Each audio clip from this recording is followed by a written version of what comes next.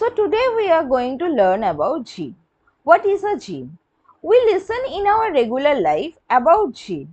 Being a biology student or a teacher, we come to know about genes. That human body is made of gene, a microbe like bacteria is made of gene, plant body is made of gene.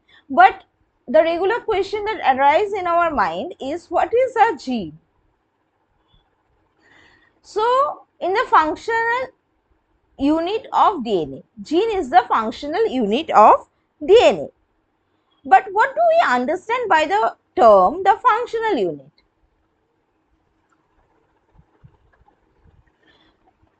We know, being a biologist, that our DNA is made up of gene or gene is made up of DNA. So from DNA, RNA is made. What is DNA? DNA is deoxyribonucleic acid. It is a type of nucleic acid that exists in double strands. From that, RNA is made, which is ribonucleic acid and which exists in a single strand. From RNA, the proteins are made. So this follows the route transcription and translation. RNA is made from transcription and protein is made from translation. We will keep in mind that C comes before L. So transcription comes before translation.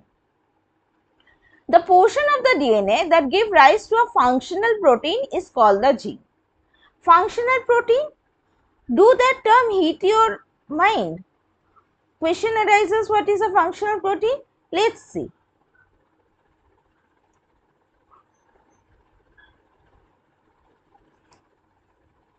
So this is a DNA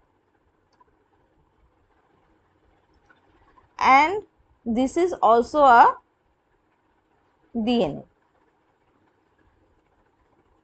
From this DNA, this portion is being taken and this is making a protein X that is synthesizing the keratin of our head here.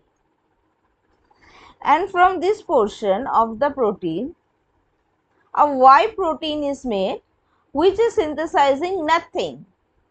This is nothing.